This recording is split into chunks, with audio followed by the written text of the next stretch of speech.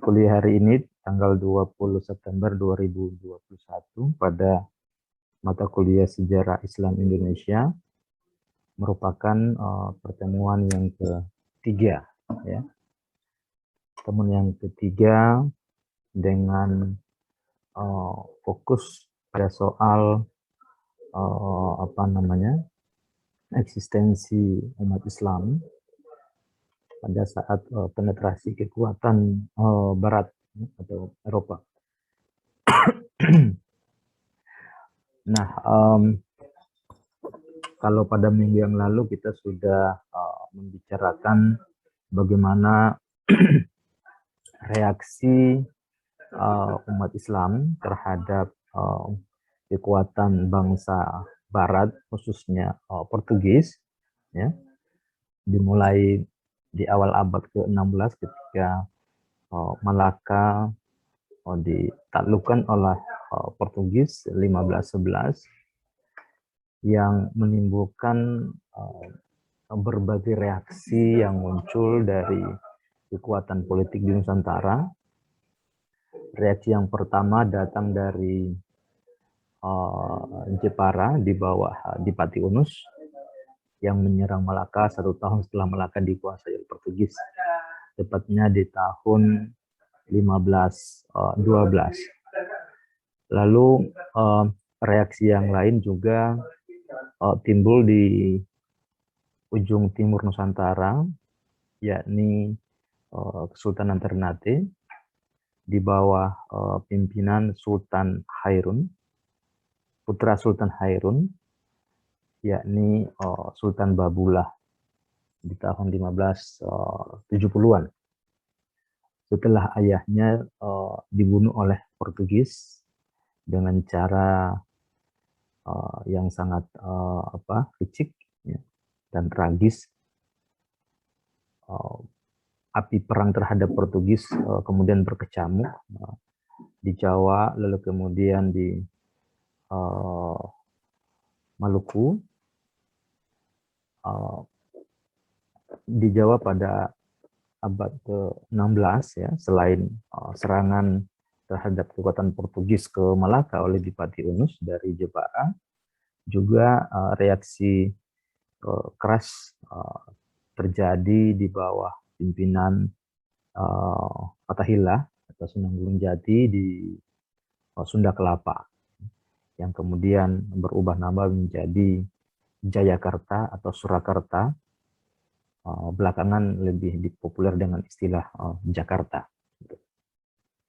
Reaksi lain pun juga terjadi di ujung barat Nusantara, di bawah Kesultanan Aceh bersama dengan Kesultanan Johor, yang berupaya untuk menghalangi, merintangi, dan menyerang Malaka, oleh karena mereka memandang bahwa Malaka merupakan kekuatan asing dari bangsa Portugis yang telah menimbulkan kesulitan bagi pedagang-pedagang Muslim untuk melintasi Selat Malaka yang sebelumnya merupakan jalur pelayaran niaga orang-orang Muslim di Asia Tenggara.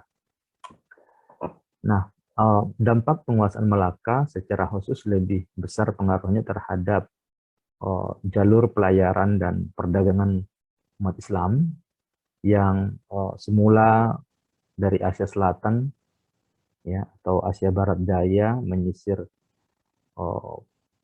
India bagian selatan, lalu sampai mengarungi Samudra Hindia dan masuk ke Malaka, di Selat Malaka.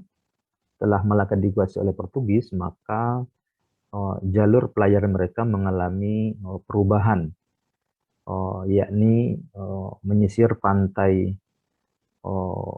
ujung utara Sumatera, lalu berputar ke pantai barat Sumatera, dan pada akhirnya memasuki Selat Sunda.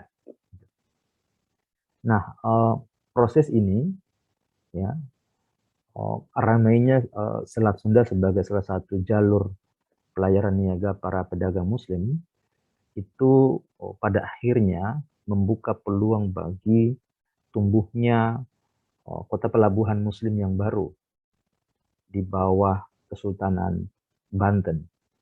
Dan kemudian yang lain adalah Cirebon di bawah pimpinan Palatehan atau Fatahillah atau Sunan Gunung Jati.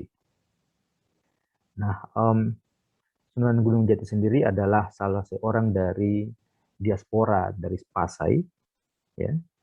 Dia lahir dan besar di Pasai, namun dalam perkembangannya setelah ia pergi menunaikan ibadah haji ke Mekah dan kembali ke negerinya, ternyata negerinya telah dihancurkan oleh atau diporak-porandakan oleh Portugis pada tahun 1521, yang pada akhirnya Fatahillah memutuskan untuk hijrah ke Jawa, berada di wilayah Kesultanan Demak, dan setelah bergiat menyebarkan Islam di pesisir dan mendapatkan kepercayaan dari Sultan Demak, lalu mendirikan Kesultanan Banten dan kemudian Cirebon. Nah, tentu pengalaman ia mengembara kemana-mana itu menimbulkan kesadaran bahwa ada persaingan antara umat Islam dengan umat Kristiani, terutama Portugis. Makanya tidak heran ketika dia telah menguasai Sunda Kelapa, lalu datang utusan dari Portugis yang bertolak dari Malaka untuk membangun loji atau kantor dagang di Sunda Kelapa. Dengan keras Sunan Gunung Jati menolaknya dan mengusir mereka, dan terpaksa utusan itu harus kembali ke Malaka. Nah, ini artinya apa? Bahwa ada kontinuitas, ada pengaruh dari kondisi yang terjadi di Sumatera bagian utara, terutama Samudra Pasai, dengan timbulnya kekuatan politik Muslim baru di Jawa bagian barat, terutama Sunda Kelapa, Banten, dan Cirebon. Jadi artinya saling hubung antara Sumatera dengan Jawa ini, terutama di era Islam, ini sangat penting untuk dilihat dengan jernih. Ya. Seringkali kita tidak memandang itu sebagai sesuatu hubungan yang saling berpengaruh. Ya. Seolah-olah ya Sumatera, Jawa ya Jawa. Padahal pengalaman historis seperti yang saya terangkan tadi itu menunjukkan kaitan yang sangat erat antara kedua wilayah. Nah, itu adalah gambaran bagaimana situasi politik Nusantara di awal abad ke-16, ya, ketika Portugis datang ke Nusantara. Lalu pada abad berikutnya, abad ke-17, pengaruh bangsa Barat tidak saja oleh Portugis, tetapi juga oleh bangsa Eropa Barat yang lain, terutama dalam hal ini adalah Belanda. Kehadiran Belanda di Nusantara semakin kuat setelah terbentuknya persatuan dagang atau kongsi dagang Hindia Timur yang dikenal dengan Verenigde Oost-Indische Company atau Perserikatan Dagang Hindia Timur, di mana organisasi dagang ini pada prinsipnya mengemban misi perdagangan, terutama di daerah-daerah yang secara ekonomis potensial bisa menjadi wilayah perdagangan atau daerah-daerah yang bisa menyuplai kebutuhan komoditas yang akan dibawanya ke Eropa tentunya. Nah, situasi ini tentu tidak mudah untuk cermati oleh karena ada persaingan antara kekuatan lokal, kekuatan umat Islam di Nusantara terhadap Portugis di satu sisi, di sisi yang lain Portugis dan juga Belanda pun juga terlibat di dalam perseteruan, di dalam memperebutkan Nusantara untuk kepentingan mereka. Dan tentunya pada sisi yang lain lagi, Belanda pun juga berseteru dengan penguasa-penguasa lokal di Nusantara. Nah, jadi situasi Nusantara terutama pada awal abad ke-17 ya sampai dengan pertengahan abad ke-17 itu berlangsung dalam suasana ketegangan antara pihak-pihak tadi, kekuatan politik lokal Nusantara, lalu kemudian Portugis sendiri dan Belanda. Nah, keterlibatan Belanda ini tentu sedikit berbeda dibandingkan dengan Portugis.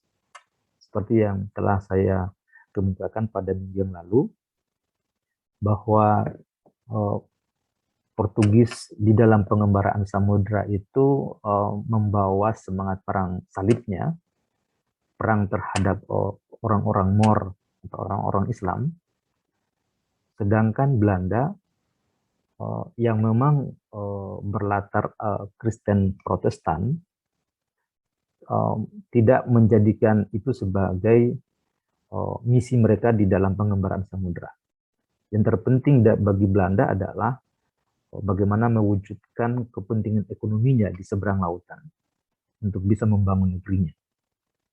Oleh karena misi ekonomi merupakan hal yang paling utama, maka Belanda setelah mengetahui dan tiba di Nusantara oleh sekelompok orang di Belanda sana, lalu membentuk organisasi dagang yang tadi saya sebut VOC.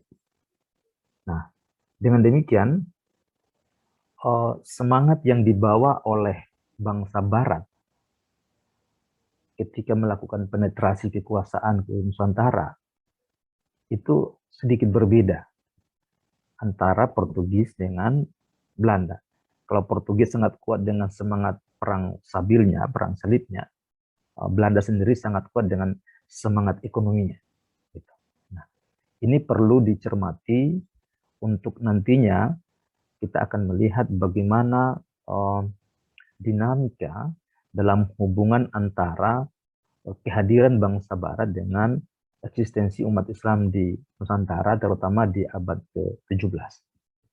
Nah, oleh karena mata kuliah kita ini membicarakan abad ke-18, maka upaya untuk memahami konteks sosial, kultural, dan politik Nusantara pada abad ke-17 itu menjadi pintu masuk untuk melihat, untuk menganalisa nanti bagaimana pola hubungan antara para penguasa Muslim di Nusantara dengan Belanda. Dan ketika sudah membicarakan di abad 17 awal, maka pengaruh Belanda itu jauh lebih kuat dibandingkan dengan Portugis. Berbeda dengan di abad 16. Jadi abad 16 dalam sejarah Nusantara itu kita menemukan pengaruh Portugis yang begitu kuat. Nah, makanya misi kristenisasi pun pada abad ke-16 itu jauh lebih kuat.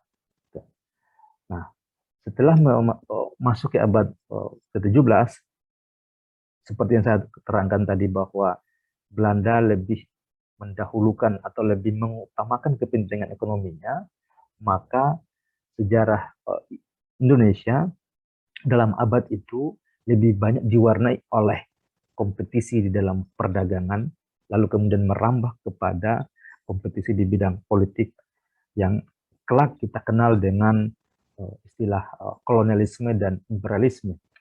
Meskipun sebetulnya praktek itu tidak hanya dijalankan oleh Belanda, melainkan juga oleh Portugis di abad ke-16. Nah, ini adalah konteks umum yang perlu Anda pahami sebelum nanti akan melihat bagaimana dinamika hubungan antara penetrasi kekuasaan Barat dengan eksistensi umat Islam di Indonesia pada abad ke-18 dan 19. Nah, ini menjadi latarnya, ini menjadi bingkainya. Tanpa memahami kondisi di abad 16 dan 17, Anda akan mengalami kesulitan untuk menganalisa pola hubungan antara umat Islam dengan kekuatan bangsa Barat di abad 17, di abad 18, dan abad 19. Makanya pertemuan untuk melihat konteks hubungan kehadiran bangsa Barat di abad 16 dan 17 itu sangat penting untuk kita ulas dalam dua pertemuan pada perkuliahan ini. Meskipun mata kuliah ini adalah sejarah Islam Indonesia abad 18-19. Tanpa memahami abad 16-17 rasanya akan sulit untuk bisa menganalisa kondisi yang terjadi nanti di abad 18-19. Nah, seperti juga telah kita bicarakan pada pertemuan yang pertama, bahwa metode pembelajaran yang akan kita terapkan, ya, selain ada ceramah atau penyajian seperti yang saya lakukan sekarang, juga setiap peserta mata kuliah ini diwajibkan untuk menyampaikan hasil bacaan dari pilihan artikel atau subbab buku yang telah ditentukan. Nah, untuk pertemuan kali ini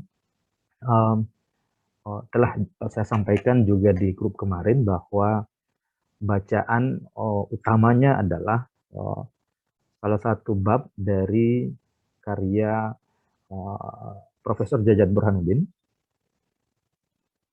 dalam buku Islam dalam Arus Sejarah Indonesia, khususnya pada bab kelima. 5 Haris ya? 5 atau 4 Haris? Bab 4, Pak. 4 ya? Oke. Yep.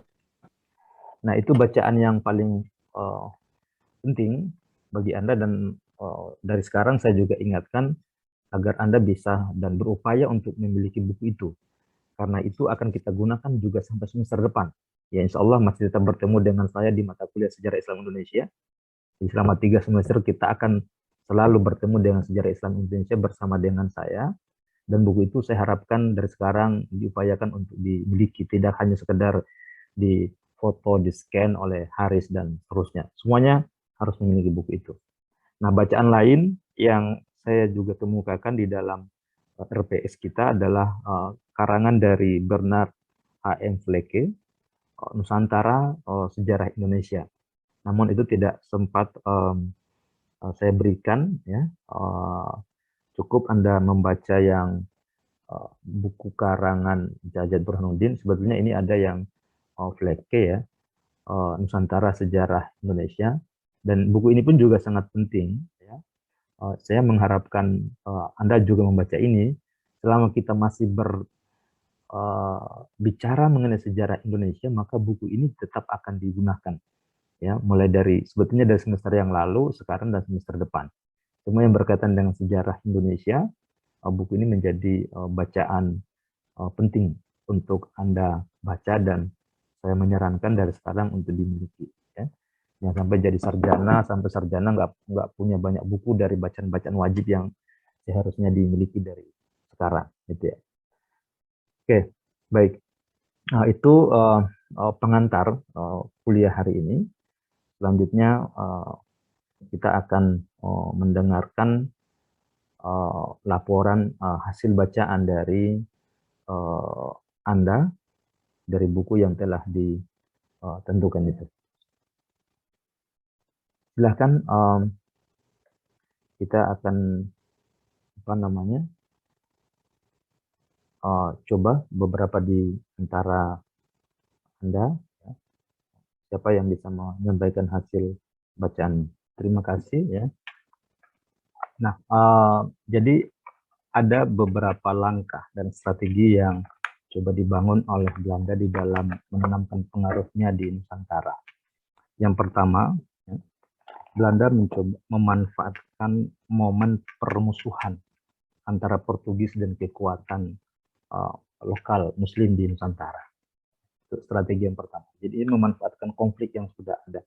Ambil contoh misalnya konflik antara Ternate dengan Portugis. Belanda datang mendukung Ternate. Itu satu contoh.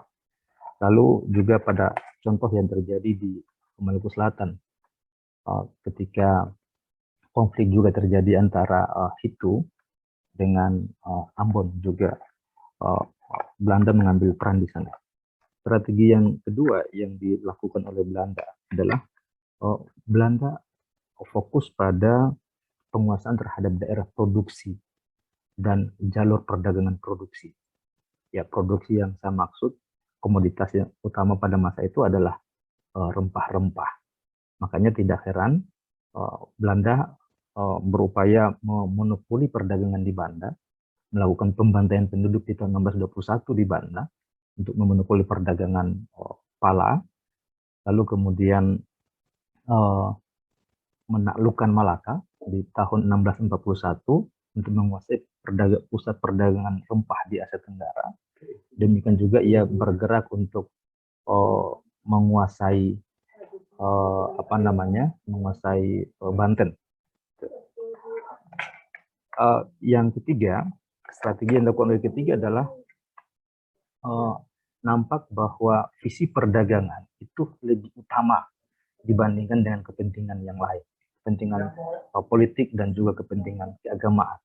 Ya, oleh karena memang ini dapat dilihat pada upaya mengorganisir kekuatan Belanda lewat kongsi dagang, yakni VOC.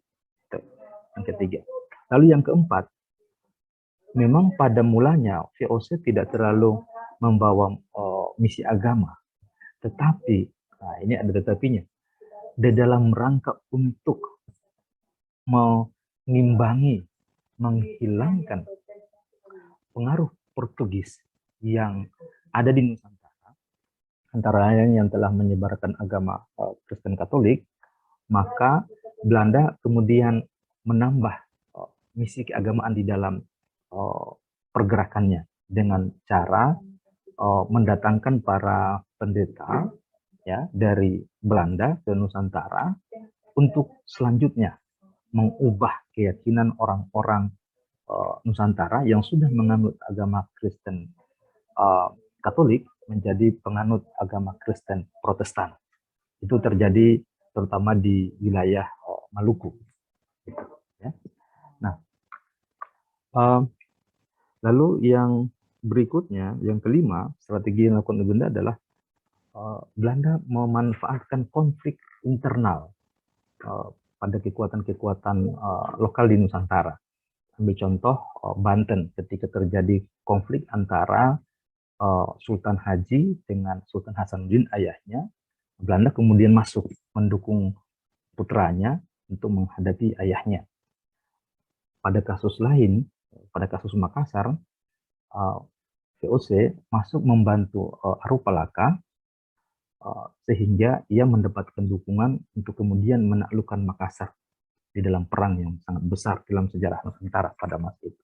Nah, jadi VOC setidaknya punya 5 strategi yang pernah dijalankannya untuk menanamkan pengaruhnya di Nusantara. Dimensi keagamaan yang coba dibangun oleh Belanda itu terutama untuk menyaingi atau menghilangkan pengaruh Kristen Katolik yang pernah disiarkan oleh orang-orang Portugis. Nah, di situ letaknya. Nah, nanti kita akan melihat bagaimana reaksi umat Islam terhadap upaya yang dilakukan oleh Belanda pada sesi-sesi berikutnya.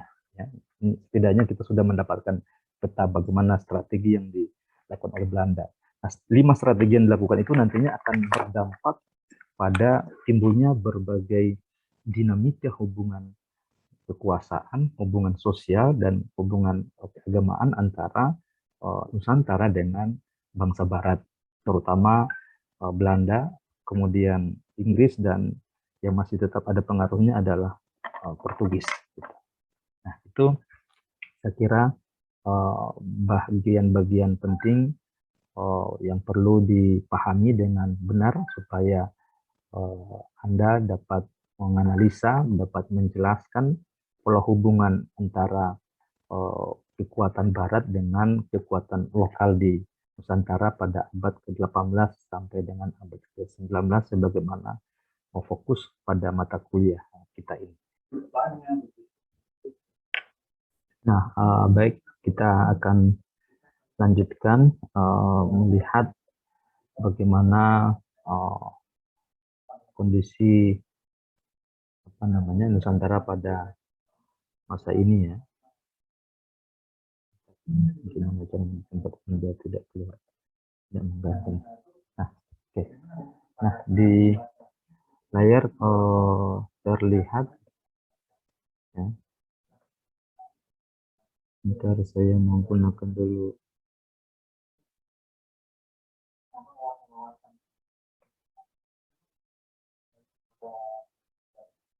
Oke. Ini coretan saya kelihatan nggak di layar? Kalau saya nyoret-nyoret gini kelihatan nggak? Kok nggak ketemu? Tadi kelihatan Pak, tadi Pak. Iya, tapi catatan saya kemudian kemana? Oh, ini kelihatan. Oke. Nih, udah kelihatan kan? Oh. Oke. Lah, ini kok kalau dikembalikan ke ini malah hilang lagi catatan saya. Oke. Nah, yang pertama untuk memahami penetrasi bangsa Barat ke Nusantara, yang perlu dilihat adalah kondisi yang melatari mereka ya, bahwa antara Portugis dan Spanyol, Belanda, Inggris dan Inggris itu punya motivasi yang hampir sama sebetulnya. Mereka sama-sama berdagang, namun penguatannya sedikit berbeda pada saat mereka sudah mulai mewujudkan usaha mereka untuk tiba dan mengeksploitasi sumber daya alam di Nusantara. Nah, di layar itu nampak ya, terlihat bagaimana kondisi Nusantara ya, di antara kedatangan atau penetrasi kekuatan bangsa Barat dan kekuatan lokal di Nusantara. Nah, yang pertama kita coba lihat ya, ini kalau kita pakai metode mind map yang kita pelajari ya. Nah, kekuatan Barat yang mencoba untuk melakukan penetrasi ekonomi, agama, dan kekuasaan Nusantara itu setidaknya ada 2 atau 3. Yang pertama adalah Portugis. Nah, Portugis ini membawa semangat keagamaannya, terutama sebagai penganut Katolik yang mencoba untuk menjalankan misi agama selain berniaga dan membangun kekuasaan ya, yang kita kenal dengan slogan Gold, Gospel, and Glory. Nah, lalu bangsa Barat yang kedua adalah Belanda, dan yang ketiga adalah Inggris. Nah, bila Portugis lebih dominan dengan semangat keagamaannya, maka Belanda dan Inggris ini lebih kuat semangat ekonominya atau perdagangannya. Ini dapat dibuktikan pada langkah-langkah yang diambil oleh Belanda dan Inggris. Anda bisa lihat di awal abad ke-17, di tahun 1600-an awal ya, Belanda misalnya tahun 1602 itu membentuk Verenigde Oost-Indische Company atau VOC. Nah, ini adalah organisasi dagang yang dibuat oleh VOC. Sementara Inggris sendiri membangun East Indian Company ya, atau ya perdagangan atau komisi dagang Inggris ya, yang kedua organisasi ini sebetulnya sama-sama memperebutkan pasar perdagangan di Asia Selatan dan khususnya Asia Tenggara. Nah, VOC didirikan di Nusantara, terutama di Maluku, ya, terutama di Banda dan kemudian Ambon. Ya, kantor dagang pertama mereka di Maluku. Sedangkan EIC Inggris pusatnya di India, ya. Nah, tentu keberadaan dua organisasi ini sangat mempengaruhi jalannya penetrasi kekuatan Barat di Nusantara. VOC sendiri, ya, itu menempatkan basisnya di Ambon, lalu kemudian pindah ke Batavia, jadi dari Ambon ke Batavia. Sedangkan EIC yang tadinya di India juga mencoba untuk membuka pusat niaganya di Nusantara, tepatnya di Banten. Nah, apa yang bisa kita lihat dari penempatan kantor-kantor dagang ini atau pusat-pusat kegiatan Belanda dan Inggris ini? VOC ya, membangun kantor dagangnya atau kantor VOC-nya di dalam upaya untuk mengeksploitasi sumber daya ekonomi Nusantara itu adanya di Ambon, ya, dan juga Banda. Mengapa? Ya karena Ambon dan Banda ini adalah pusat dari perdagangan atau pusat produksi pala, kemudian cengkeh. Sedangkan Batavia itu adalah pusat perdagangan lada.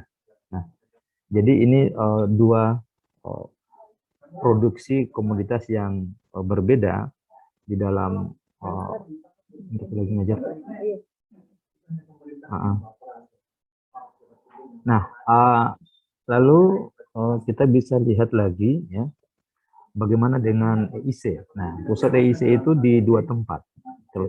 Yang pertama adalah India, basis lada, komoditas lada, dan juga Banten yang juga adalah basis lada. Nah, ini jelas sekali bahwa motivasi mereka adalah untuk berniaga. Kantor-kantor dagang yang mereka dirikan dan sumber daya lokal yang ada di sana itu jelas sekali adalah rempah-rempah. Gitu. Nah, ini kondisi yang bisa kita lihat bagaimana pemetaan kondisi wilayah dan upaya yang dilakukan oleh VOC dan juga AIC. Terus kita coba lihat bagaimana kekuatan lokal di Nusantara pada masa itu. Gerak infiltrasi kekuatan Barat ke Nusantara itu ke Nusantara, ya, masuk lewat Malaka. Nah, Malaka yang di sini, ya, Malaka di tahun 1511 ditaklukkan oleh Portugis, ya, selama kurang lebih 130 tahun. Dari tahun 1511 sampai dengan tahun 1641, Malaka itu berada di bawah Portugis. Dengan demikian, aktivitas perniagaan itu di bawah pengaruh Portugis di Malaka, dan Katolik tentu sangat kuat. Makanya tidak heran sampai sekarang pun jejak peninggalan Portugis di Malaka itu sangat banyak. Sampai sekarang, setelah itu kalau Anda sempat ke Malaka bisa melihat bagaimana peninggalan Portugis di Nusantara. Nah, di tahun 1641 Pelabuhan Malaka itu dikuasai oleh Belanda. Nah, jadi Belanda memang punya keinginan untuk monopoli menguasai perdagangan pada saat itu. Nah, lalu oleh karena VOC ini memang punya kepentingan untuk berniaga, maka pada saat memperluas wilayah kekuasaannya, jauh sebelum mengambil alih Malaka dari Portugis, dia telah bergerak jauh untuk masuk ke Maluku. Nah, kekuatan lokal di Maluku ini sangat dipengaruhi oleh kehadiran Portugis dan juga Belanda. Mengapa Maluku? Ya, kita tahu Maluku adalah penghasil produksi rempah utama di Nusantara, khususnya cengkeh, pala, dan bunga pala. Nah, jadi ada dua komoditas yang menjadi rebutan bangsa-bangsa Eropa di Maluku, yakni pala dan juga cengkeh. Nah, basis perdagangan yang ada di sana itu Pertama ada Ternate dan Tidore, ya, yang notabene memang sejak awal dan telah lama menganut Islam. Lalu kemudian yang kedua adalah Banda. Dan yang berikutnya adalah Ambon. Sebetulnya ini masih ada lagi satu itu, tapi tadi saya foto tidak masuk. Nah, ini adalah daerah Maluku, itu ada daerah penghasil rempah. Nah, seperti saya katakan bahwa VOC itu punya kepentingan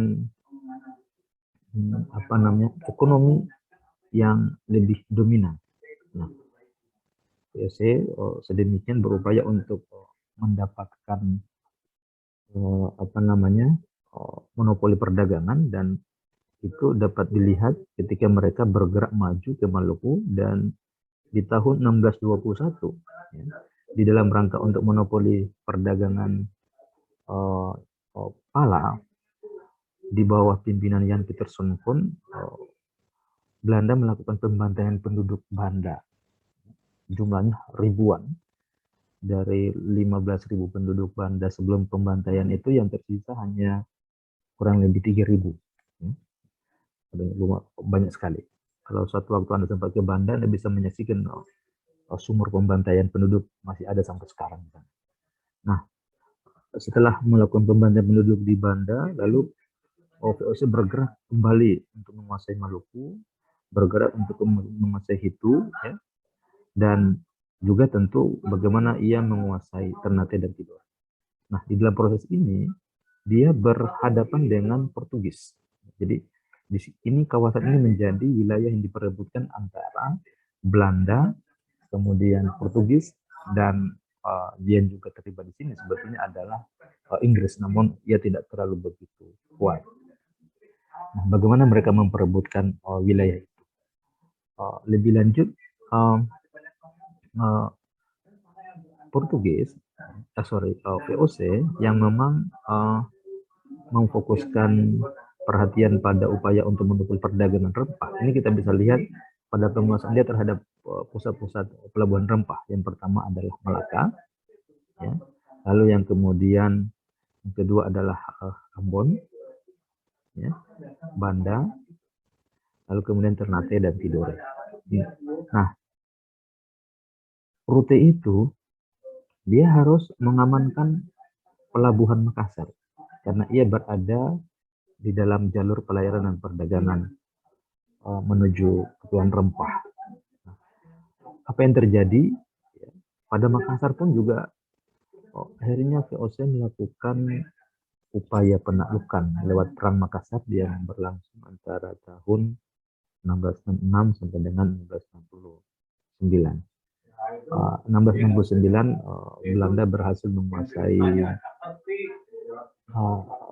Makassar, dan itu menjadi momentum perubahan yang sangat penting di Nusantara. Selanjutnya Belanda berupaya untuk campur tangan dan menguasai Banten, ya. Belanda menancapkan kekuasaannya di Batavia dan seterusnya. Nah, tentu juga Belanda punya kepentingan untuk menguasai Aceh yang merupakan satu kekuatan politik Muslim yang menguasai perdagangan lada di Sumatera. Nah, semua ini memberikan pengaruh yang sangat kuat di dalam arus sejarah Indonesia. Nah, jadi kalau kita bisa melihat peta macam tadi, ya, harapannya adalah ada penggambaran bahwa VOC ya, yang punya keinginan kuat di dalam perdagangan itu nampak sekali. Makanya karena motivasi ekonomi dan perdagangan yang begitu kuat, basis-basis yang menjadi titik tumpu dari kekuatan dan kekuasaan VOC di Nusantara itu adalah pertama daerah produksi rempah, yang kedua adalah pelabuhan-pelabuhan utama pusat perdagangan rempah. Nah, pintu masuk untuk menguasai perdagangan rempah itu misalnya dari Malaka, lalu kemudian Batavia, Banten, Makassar, dan juga Maluku. Hal itu secara langsung juga berpengaruh pada pola penguasaan Belanda terhadap Nusantara. Wilayah-wilayah yang menjadi sasaran penguasaan itu adalah wilayah-wilayah yang menjadi basis-basis ekonomi. mengapa tidak semua sejak dia datang lalu tidak memperluas wilayah kekuasaannya ke Kalimantan, ke Nusa Tenggara dan seterusnya? Karena kekuatan Belanda yang datang ke Nusantara itu tidak banyak. Mereka itu jumlahnya sedikit. Nah, karena jumlahnya sedikit, kekuatannya besar tapi sedikit. Nah, oleh karena itu, maka dengan kekuatan yang besar dan terbatas itu mereka harus mampu memanage agar wilayah yang dikuasai itu memang menjanjikan secara ekonomi untuk memenuhi kebutuhan mereka. Yang kedua, wilayah yang dikuasai adalah wilayah-wilayah yang berada di jalur perlayaran dan perdagangan mereka, yang bisa menjamin kapal-kapal niaga mereka itu bisa tiba di daerah produksi dan bisa keluar dari Nusantara hingga ke Eropa untuk menjual hasil-hasil itu.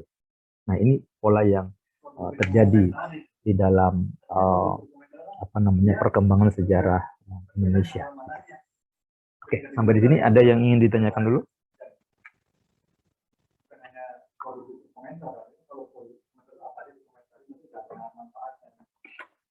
Silakan kalau ada yang ingin dikonfirmasi, ada yang ingin ditanyakan.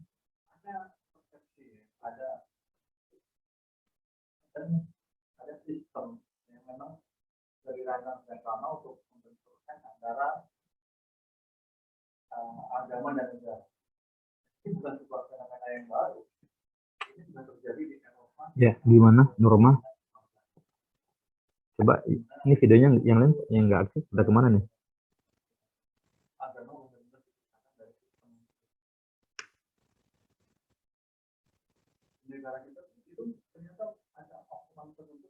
Rian, mana Rian? Rian, mengapa VOC hanya memfokuskan perhatian pada daerah tertentu saja dan tidak memperluas pengaruhnya ke seluruh wilayah di Nusantara?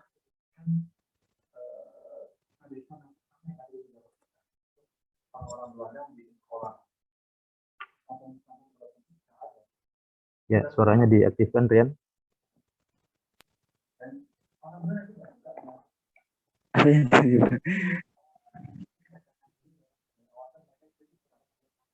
Ya, gimana? Pak.